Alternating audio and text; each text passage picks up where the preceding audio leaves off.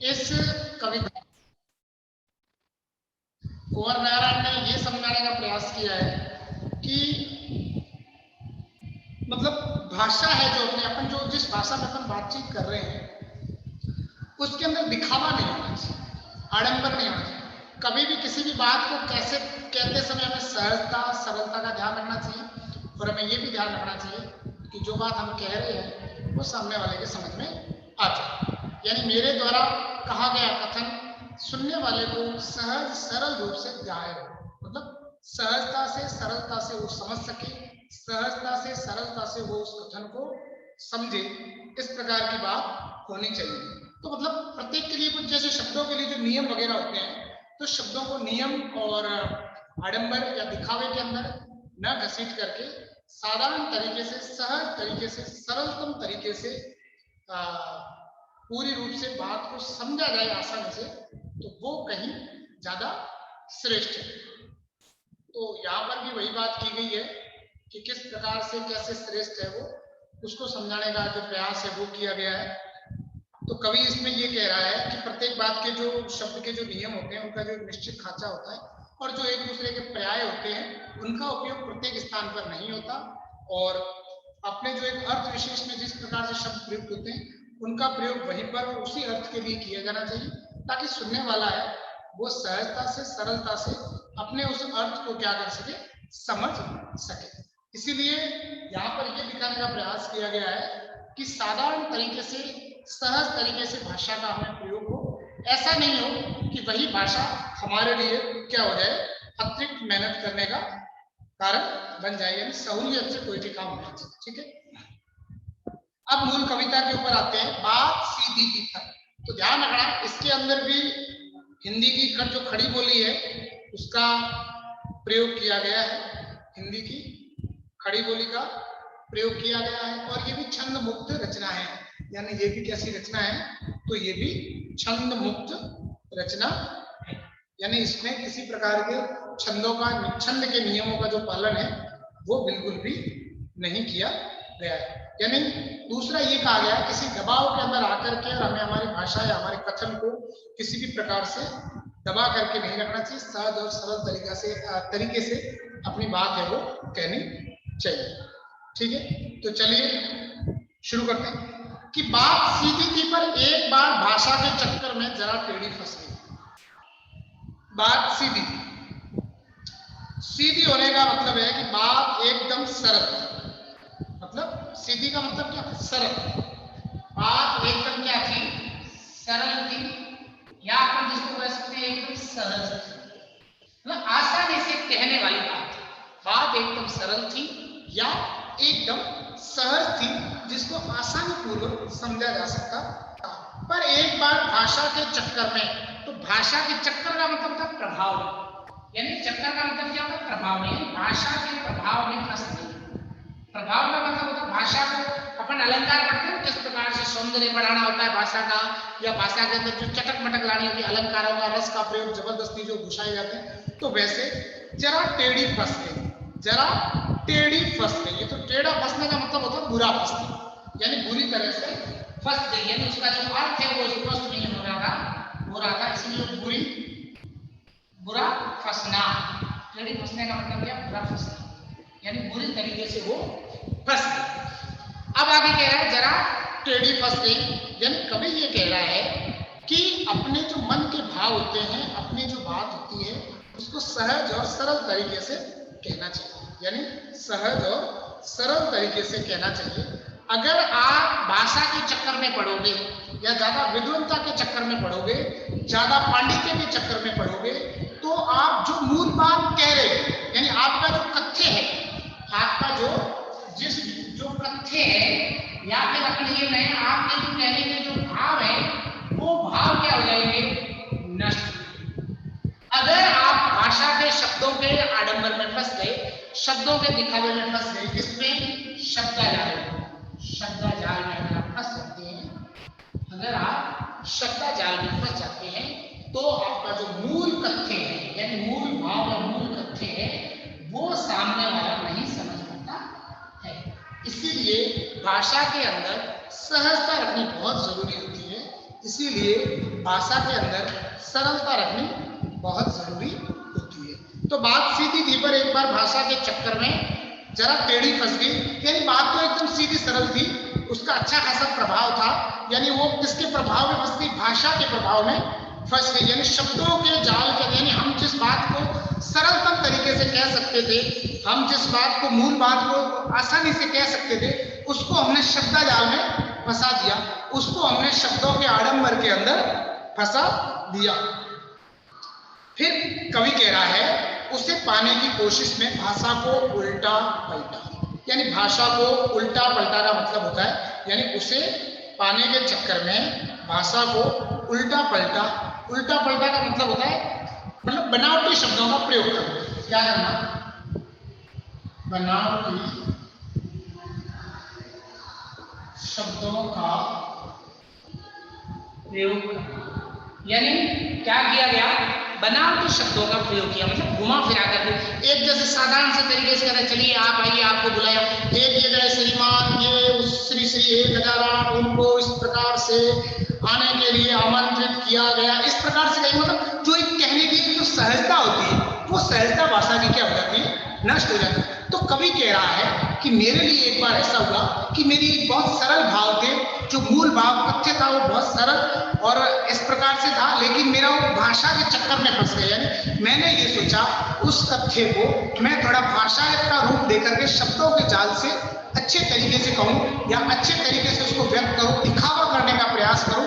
तो ऐसा प्रयास किया, लेकिन भाषा उस दिखावे के अंदर मूल भाव है वो फंस गई। उसे पाने की कोशिश में, यानी उसको पाने के लिए, समझने के लिए भाषा को उल्टा पलटा। उल्टा पलटा का मतलब होता है भाषा के बनावटी शब्दों का प्रयोग किया, कभी ये शब्द लगाया, कभी ये शब्द लगाया, सेट बिठाने का प्रयास किया। ठीक है, यानी कभी वाक्य को बदला, कभी मुहावरे का प्रयोग किया, कभी क्या किया, कभी क्या किया, यानी कहने के लिए वाक्यांशों, मुहावरों, लोकोक्तियों का प्रयोग करने का प्रयास किया। तोड़ा मरोड़ा, तोड़ा मरोड़ा का मतलब होता है कभी कुछ अलग शब्दों को रखा, कभी उसको हटा करके फिर दूसरे शब्द को रखा, कभी उसको हटाया फिर तीसरे शब्द को रखा, यानी इस प्रकार से शब्दों को इधर से उधर किया। फिर उसके बाद यानी शब्दों को आगे पीछे करके प्रयोग किया, घुमाया फिराया कि बात या तो बने या फिर भाषा से बाहर है। उन्होंने कहा या तो मेरी बात बने, यानी जो मैं कह रहा हूँ वो भाव पूरे हो जाए, या फिर बाहर आ जाओ, यानी या तो फिर मैं वापस उसी रूप में आ जाओ, यानी जैसे पहले रूप जिस रूप में था।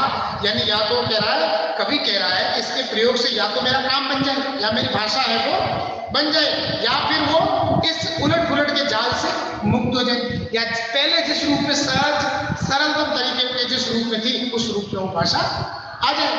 यानी पहले जिस सरलतम या सहज तरीके में जिस प्रकार से भाषा थी, तो भाषा उस रूप में आ जाए, या तो पहले वाले रूप में आ जाए, या फिर जिस रूप में मैं बनाना चाहता हूं उस रूप में मेरी भाषा बन जाए।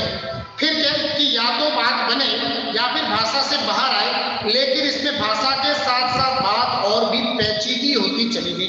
पेचीदी का मतलब होता है कठिन, यानी बात और भी कठिन, यानी जितना मैं भाषा को सही करने का प्रयास करता हूं उतनी ही भाषा शब्दा जाल में फंसती है। ठीक है, शब्दा जाल या बनावटी शब्दों में फंसती गई और उसका जो मूल भाव था वो नष्ट होता गया। लेखक मूल भाव को उसके अंदर घुसाने का प्रयास कर रहा था, कभी किस तरीके से कर रहा था, कभी किस तरीके से कर रहा था, कभी उसके लिए क्या कर रहा था, कभी क्या कर रहा था, यानी उसने बहुत तरीके से प्रयास किए। उसने अलग अलग कई तरीके अपना करके और उस भाषा के लिए प्रयास कर लिया, लेकिन फिर भी भाषा है वो उससे मुक्त नहीं हुई। यानी मतलब अपनी जो कहने की बात थी वो तो और भी मुसीबत हो गई, भाई मैं जो कहना चाहता हूँ वो है क्या, मतलब मूल जो भाव है उसका वो भी उसके लिए एक बहुत बड़ा संकट बनकर के और खड़ा हो गया। तो बात और पेचीदी होती चली गई, मतलब मूल जो तथ्य है, मूल जो बात है वो भी क्या होती गई, और भी ज्यादा पेचीदी होती गई।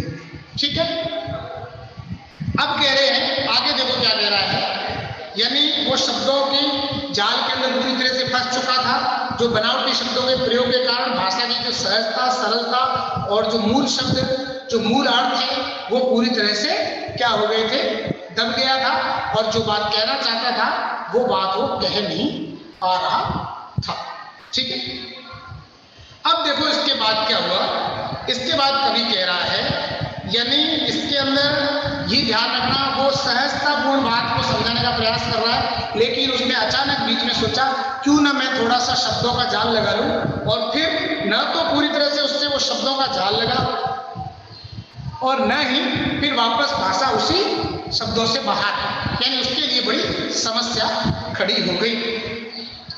सारी मुश्किल को धैर्य से समझे बिना मैं पेज को खोलने की बजाय उससे बेतरह कसता चला जाऊं। सारी मुश्किल, मुश्किल का मतलब था कठिनाई, यानी सारी कठिनाई को समझे बिना, कवि कह रहा है कि सारी कठिनाई को समझे बिना मैं क्या कर रहा था, धैर्य से समझे बिना। धैर्य का मतलब था धीरज से, धैर्य का मतलब क्या होगा, धीरज से या अहिंसा करके आसानी से पूर्ण रूप से उसको समझना। समझे बिना मैं पेज को खोलने की बजाय, पेज का मतलब क्या होता है, अरे वो कील होती है, कील होती है कितनी सी है, उसमें ऐसे वो पेज कसते उसको कसते, उसके ऐसे वो चारों तरफ ऐसे चूड़ी बनी होती है, तो उसको कसते हैं तो अंदर मजबूत हो जाता है। तो वो कह रहा मुझे भाषा तो थी कसनी, लेकिन ऐसे करता गया तो वो खुलती गई। अगर बार बार उसको कभी कसोगे खोलोगे तो धीरे धीरे खराब हो जाएगा, वो ढीला हो जाएगा, उसके अंदर वो पकड़ नहीं रहेगी, जो मतलब मूल जो मजबूती है वो नहीं रहेगी। तो कवि के साथ भी ऐसा ही हुआ।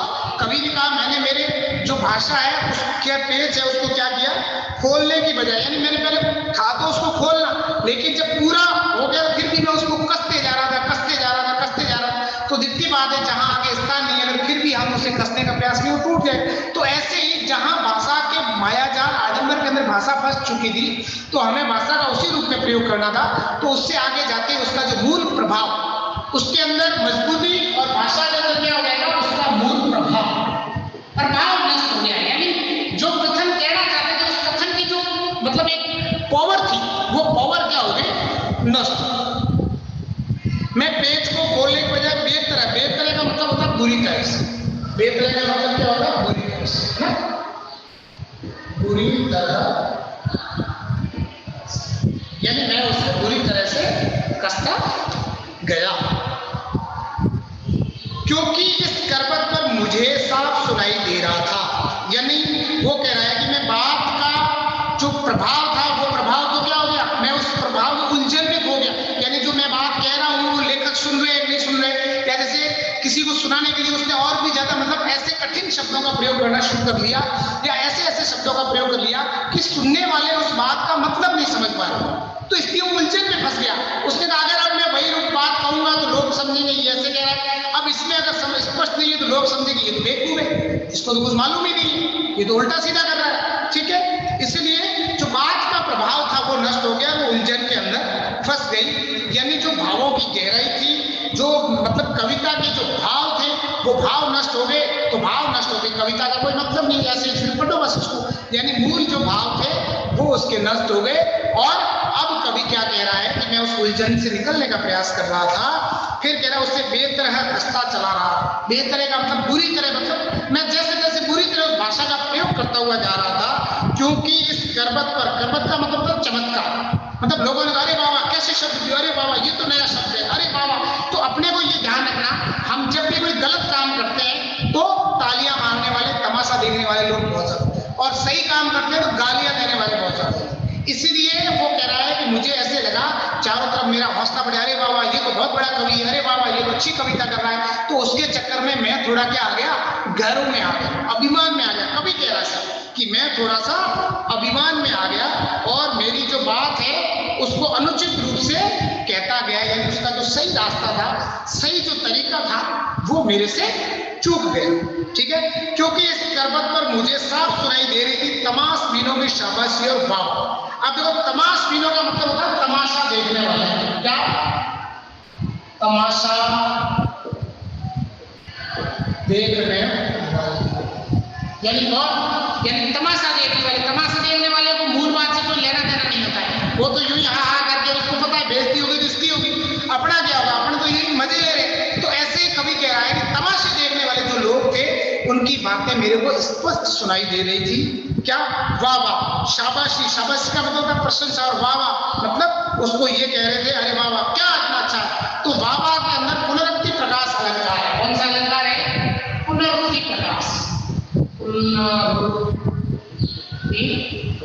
प्रकाश। ध्यान रखना अच्छे से, एक एक चीज को लिखते रहना, ठीक है। तो तमाशबीनों की शाबाशी और वाह, यानी कवि ये कह रहा है कि मैं जिस कविता को जिस भाव में कहना चाहता था उसका जो मूल भाव था वो तो भाव चला गया, कविता भावहीन हो गई और शब्दों का जो आडंबर रह गया, शब्दों का जो दिखावटीपन रह गया, जो उलझन रह गई। तो जो मेरे शब्द थे उन शब्दों के ऊपर लोग तालियां बजा रहे थे और मेरी वाहवाही कर रहे थे, लेकिन मेरे जो मूल भाव था वो भाव पूरा का पूरा क्या हो गया, नष्ट हो गया। आखिरकार वही हुआ जिसका मुझे डर था, जोर जबरदस्ती से बात की चूड़ी भर गई। अब हो गया आखिरकार वही हुआ, मतलब अंत में वही हुआ कि बात की चूड़ी मरना, ठीक है। तो जोर जबरदस्ती से, तो जोर जबरदस्ती जय आया इसलिए उसमें अनुप्रास अलंकार, ठीक है। आखिरकार वही हुआ जिसका मुझे डर था। कवि कह रहा है कि आखिरकार वही हुआ जिसका मुझे डर था, यानी कवि ये कह रहा है कि मैं बनावटी शब्दों के प्रयोग से या जो बनावटी शब्दों का जो प्रयोग कर रहा था उसका परिणाम यही हुआ कि उसकी बात की चूड़ी मर गई। आप नट को बार बार कसोगे तो फिर उसकी चूड़ी टूट जाएगी, वो बहुत ढीला हो जाएगा, उसकी पकड़ कमजोर हो जाएगी। तो ऐसे ही कह रहा है, मैं मेरी बात को अलग अलग बदल रहा था, अलग अलग शब्दों का प्रयोग, कभी कैसा शब्द प्रयोग, कभी कैसा शब्द प्रयोग किया, तो उस बात का जो मूल भाव था, बात का जो मूल भाव था वो भाव नष्ट था। यानी आखिर में यही हुआ जो मुझे डर था, यानी इसका जो मूल भाव है यह पूरी तरह से क्या हो गया, नष्ट हो गया। यानी बनावटीपन के अंदर भाषा का जो मूल भाव है वो चला गया जोर जबरदस्ती से। यानी अनुप्रास अलंकार, जोर जबरदस्ती का मतलब ताकत लगा करके, मैंने जबरदस्ती शब्दों को थोपा, मैंने जबरदस्ती शब्दों को थोपा। इसी कारण से कवि कह रहा है कि मैं उन शब्दों में उलझ गया और बात का जो प्रभाव था वो नष्ट हो गया और वो बनावटीपन में आ गई और लोग हैं वो उसके ऊपर फिर भी तालियां बजा रहे थे और उसी तालियों के अंदर मैं मेरा जो मूल भाव था उसको कह नहीं पाया। बात की चूड़ी मर गई और वो भाषा में बेकार घूमने लगी।